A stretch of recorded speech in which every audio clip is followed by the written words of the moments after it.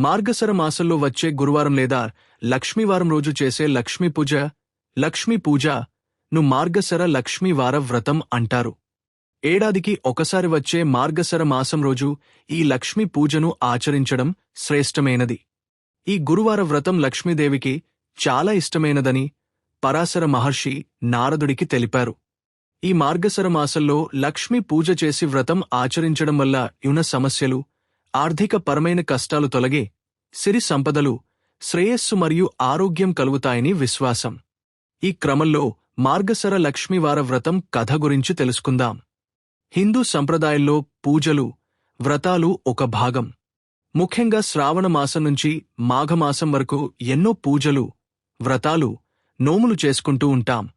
ఈ క్రమంలో శ్రీమహావిష్ణువుకు ప్రీతికరమైన పవిత్రమైన మార్గశర మాసంలో విశేషంగా చేసుకునే మార్గశర లక్ష్మీవార వ్రతం లేదా మార్గశర గురువారం వ్రతం ఎంతో విశిష్టమైనది. ఈ మాసంలో వచ్చే ప్రతి గురువారం లక్ష్మీ వ్రతం చేస్తే లక్ష్మీ కటాక్షం లభిస్తుందని పండితులు చెబుతున్నారు.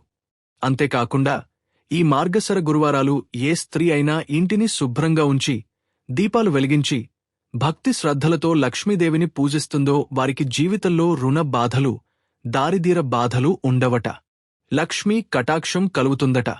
లక్ష్మీ కటాక్షం అంటే ఆరోగ్యం, కుటుంబంలో సౌఖ్యము, సౌభాగ్య ప్రాప్తి, సుఖం, ఆనందం, ధనం అని అర్థం. ఈ క్రమంలో మార్గశర గురువారం లక్ష్మీ వ్రతం కథ, మార్గశిర లక్ష్మీవార వ్రత కథ గురించి తెలుసుకుందాం. మార్గశర లక్ష్మీవార వ్రతం కథ. పూర్వం కళింగ దేశంలో ఒక బ్రాహ్మణుడు ఉండేవాడు. అతనికి సుశీల అనే కూతురు ఉండేది. ఆమెకు చిన్నతనంలోనే తల్లి చనిపోయినందున సవతి తల్లి దగ్గర పెరిగేది. ఆ సవతి తల్లి తన పిల్లలను ఎత్తుకుని ఆడించమని చెప్పి కొంచెం బెల్లం ఇచ్చేది. అయితే సుశీల తన సవతి తల్లి పిల్లలను ఆడిస్తూ ఉండేది. ఆ సమయంలో తన సవతి తల్లి ఇంట్లో మార్గశర లక్ష్మీవారం పూజ చేయడం చూసి సుశీల కూడా మట్టితో మహాలక్ష్మిని చేసి జిల్లేడు పూలతో, ఆకులతో పూజ చేసి తన సవతి తల్లి ఇచ్చిన బెల్లం నైవేద్యంగా పెట్టేది. కొన్నాళ్లకు సుశీల పెద్దదవడంతో పెళ్లి చేసుకుని అత్తవారింటికి వెళ్లిపోయింది. అప్పుడు కూడా తనతో పాటే లక్ష్మీదేవి బొమ్మను సైతం తీసుకెళ్లిపోయింది. అప్పటినుంచి సుశీల పుట్టింటి వైభవం తగ్గిపోతూ వచ్చింది.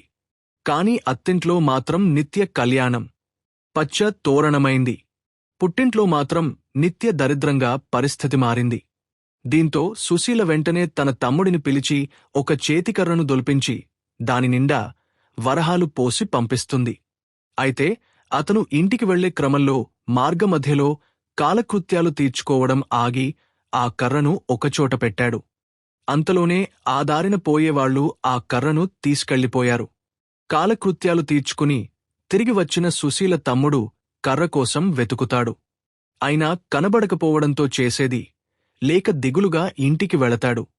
మళ్లీ కొద్ది రోజుల తర్వాత తన తమ్ముడిని పిలిపించి పుట్టింటి పరిస్థితిని అడగ్గా ఎప్పటిలా దరిద్రంగానే ఉందని చెబుతాడు. దీంతో ఈసారి సుశీల చెప్పుల జోడు నిండా వరహాలు పోసి పైన గుడ్డ కప్పి నాన్నకు ఇవ్వు తమ్ముడు అని చెప్పి పంపిస్తుంది. సరే అని చెప్పి తిరుగు ప్రయాణమైన సుశీల తమ్ముడికి దారిలో దాహం వేయడంతో ఆ చెప్పుల జతను చెరువు గట్టుపై పెట్టి చెరువులో దిగుతాడు. అంతలో ఆ దారిన పోయేవాళ్లు ఎవరో ఆ చెప్పుల జతను దొంగలిస్తారు. నీళ్లు తాగివచ్చిన సుశీల తమ్ముడు చెప్పుల జత కోసం వెతుకుతాడు. అయినా కనిపించకపోవడంతో ఎవరికీ చెప్పుకోలేక ఇంటికి వెళ్లిపోతాడు. మళ్లీ కొద్ది రోజులకు సుశీల తమ్ముడిని పిలిపించి ఇంటి దగ్గర దరిద్రం కొంచెమైనా తగ్గలేదని తెలుసుకుని ఒక గుమ్మడి కాయను దొల్పించి దాని నిండా రత్నాలు పోసి తన తమ్ముడికి ఇచ్చి తల్లికి ఇవ్వమని చెబుతుంది. అతడు ఆ గుమ్మడి కాయను తీసుకుని వెళుతూ ఒక బావి గట్టున పెట్టి నీళ్లు తాగడానికి బావిలో దిగుతాడు.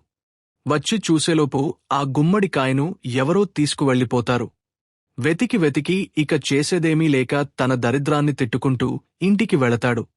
ఆ తర్వాత కొన్నాళ్లకు సుశీల తన పుట్టింటి విషయాలు తెలుసుకుని వాళ్లని ఉద్ధరించడం ఎలాగా అని దీర్ఘంగా ఆలోచించి భర్త అనుమతితో పుట్టింటికి వెళుతుంది. ఓ రోజు తన సవతి తల్లితో, అమ్మా, ఈ మార్గశర లక్ష్మీవారం రోజు లక్ష్మీదేవి నోము నోచుకుందాము. నువ్వు ఏమీ తినకుండా ఉపవాసముండు అని చెబుతుంది. సవతి తల్లి కూడా సరే అని చెప్పి తన చంటి పిల్లలకి చద్ది అన్నం పెడుతూ తాను కూడా ఒక ముద్ద తింటుంది. తీరా సుశీల వచ్చి నోము చేద్దాంరా అమ్మా అని పిలిచేసరికి పొరపాటున తాను చెద్ది అన్నం తిన్న సంగతి చెబుతుంది. దీంతో చింతించిన సుశీల పోనీలే వచ్చే వారం నోము చేసుకుందాము. ఆ రోజైనా జాగ్రత్తగా ఉండు అని చెబుతుంది. ఇంతలో మార్గశరమాసం 2వ లక్ష్మీ వారం వస్తుంది. ఆ రోజు తన పిల్లలకు తలంటి స్నానం చేపిస్తూ ఆమె గిన్నె అడుగున మిగిలిన నూనెను తీసి తలకు రాసుకుంది. ఇంతలో సుశీల వచ్చి నోముకు పిలిచేసరికి తన తప్పు గుర్తు చేసుకుని ఆ విషయాన్ని సుశీలకు చెబుతుంది. సరేలే 3వ వారం అయినా నోము చేసుకుందాం, అప్పుడైనా నిష్ఠతో ఉండు అని చెబుతుంది. అలాగే అని చెప్పి 3వ మార్గశర లక్ష్మీ వారం రోజు ఆమె తన పిల్లలకు తలదువ్వుతూ తాను కూడా తలదువ్వేసుకుంటుంది. దీంతో బాధపడిన సుశీల, ఇలా అయితే మీ దరిద్రం తీరదు, మీ బ్రతుకులు మారవు అని చెబుతుంది. ఇక మార్గశరమాసం 4వ గురువారం రోజు ఉదయమే సవతి తల్లిని ఒక గోతిలో కూర్చోబెట్టిపైన బల్లలు పరచి తానే ఇంటి పనులన్నీ చేయసాగింది. ఇంతలో పిల్లలు వచ్చి గోతిమీద ఉన్న బల్లలపై కూర్చుని అరటిపండ్లు తిని ఆ తొక్కలను చెక్కల సందులోంచి ఆ గోతిలోకి వేశారు. అప్పటికే ఆకలితో నకనకలాడుతున్న సవతి తల్లి ఆ తొక్కలే అమ్ముతపు ముక్కల్లా భావించి తినేస్తుంది. ఇంతలో సుశీల లక్ష్మీదేవి నోముకు పలవగానే అరటి తొక్కల్ని తిన్న సంగతి చెబుతుంది ఆ సవతి తల్లి. బాగా బాధపడిన సుశీల నిజం చెబుతున్న కారణంగా సవతి తల్లిని ఏమీ అనలేకపోయింది. కాని పుట్టింటి దరిద్రం పోగొట్టాలంటే తాను మరొక జన్మ ఎత్తాలేమో అని దుమాఖిస్తుంది. అయినా ధైర్యం చేసి, అమ్మా, నీ అదృష్టం కొద్దీ ఈ ఏడాది మార్గశరమాసంలో 5 లక్ష్మీ వారాలు వచ్చాయి. చివరి లక్ష్మీ వారమైన భక్తి శ్రద్ధలతో నోము నోచుకుంటే ఈ దరిద్రం పోయి బాగుపడతారు, లేకుంటే నేను కూడా ఏమీ చేయలేను అని చెబుతుంది. అంతేకాకుండా చివరి లక్ష్మీ వారం రోజు నిద్రలేచినప్పటినుంచి సవతి తల్లి కొమ్మును తన కొమ్ముకు ముడివేసుకుని ఎలాంటి అపచారం జరగకుండా చూసుకుంటుంది. స్నానం చేయించి నోము ఆచరించేలా చేస్తుంది.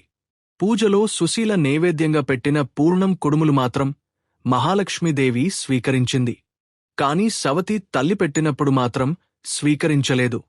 ఈ విషయాన్ని గమనించిన సుశీల మహాలక్ష్మీదేవి, ఆ నివేదన ఎందుకు నిరాకరించావు తల్లి అని అడుగుతుంది. దీంతో లక్ష్మీదేవి, అమ్మా సుశీల, నీ చిన్నతనంలో నీవు నా బొమ్మతో ఆడుకుంటూ ఉండగా నీ సవతి తల్లి నిన్ను చీపురతో కొట్టింది. అందుచేత ఈవిడ సమర్పించిన నైవేద్యం నేను తీసుకోవడం లేదు అని చెబుతుంది.